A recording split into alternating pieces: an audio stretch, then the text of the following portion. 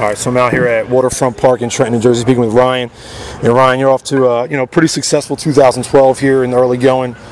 Solid average, leading the team in RBI, things like that. Just talk about. Let me get some comments from you, please, on your early success. Just coming out here trying to work hard every day and just have fun with my teammates and just whatever happens during the game happens. And if it's good, it's good. If it's bad, it's bad. But just trying to come out here every day with the same attitude and just trying to help the team win.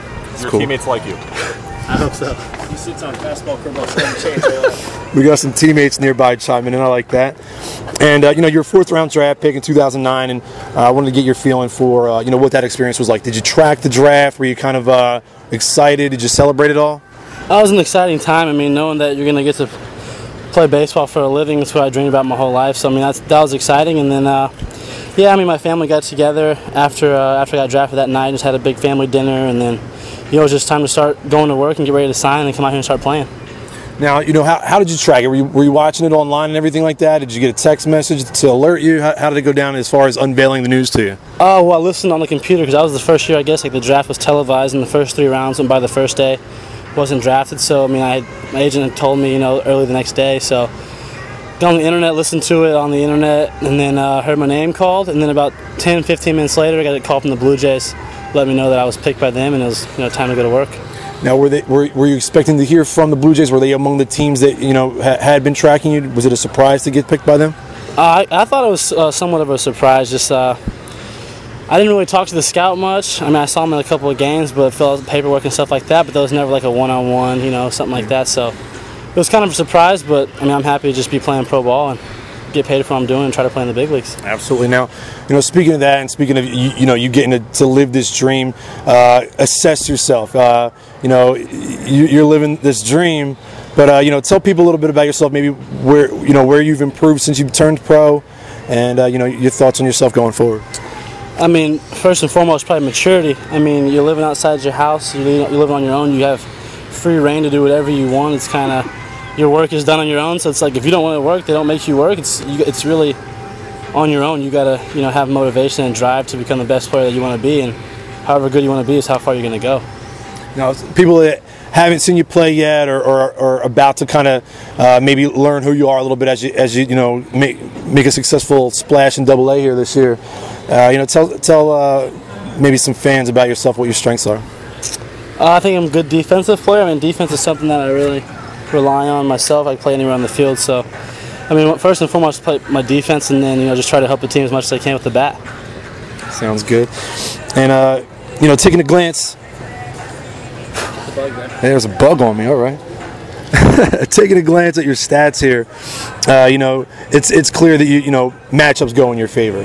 You're left-handed batter. You seem more successful against the right-handed guys, and clearly you would want to improve on that. Is that what you're focused on most to improve your success against lefty hitters or lefty pitchers? And how do you go about doing that? I work a lot in the cage with my hitting coach. We just try to do a lot of stuff where it makes me stay close on those lefties because lefties are tough sometimes. You want to pull off the ball or try to see a little better because I throw them from behind you a little bit, but. It's nothing you can really do in the game. You just go out there and your swing is your swing, and just trying to just work on your approach. Really, mainly just stay center to left center and not really try to pull the ball too much against those guys. And you're a Texas guy, and wanted to get your feel for who were some of your favorite players growing up. My favorite players growing up were Derek Jeter. That's one guy you look up to. He's the captain of the Yankees. He's always on TV. He carries himself the right way on and off the field. That was one big guy for me. And I like Ken Griffey. Who didn't like Ken Griffey when they were growing up? So. Absolutely.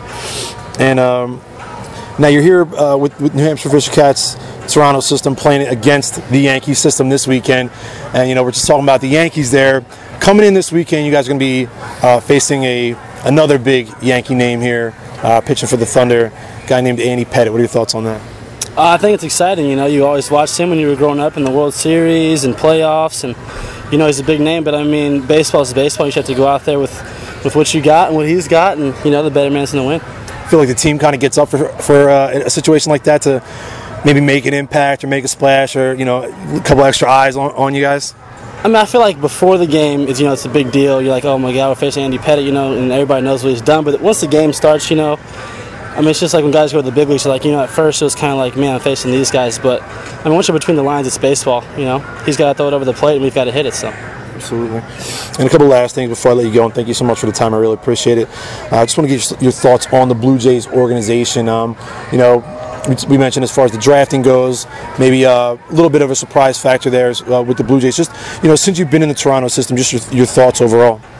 That's great. I mean, the people are great. All the guys we have in the front office, you know, down to the coaches, everybody's been great, good personalities. Everybody has a lot of energy. You know, you show up to spring training, and spring training be long, and everybody's just excited every day and just willing to help you. I mean, that's the biggest thing. Everybody's willing to help you and, you know, make you as good as you want to be. So, I mean, everybody's there for you. Everybody's behind you. Nobody dislikes anybody in our organization, I feel like, and I feel like it's real conducive to doing well, and I think that's showing our organization. I mean, teams are starting to go to the playoffs every year, win league championships and stuff like that. So, I mean, it's real positive energy, you know, every day coming in here.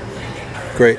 I also wanted to ask you, you know, I've coached Babe Ruth League age kids, age 13 to 15. If you had a chance to speak to kids that age that were hoping to play baseball beyond high school, whether it's, you know, college or professionally, what, you know, kind of tips or what kind of advice would you give the kids that age?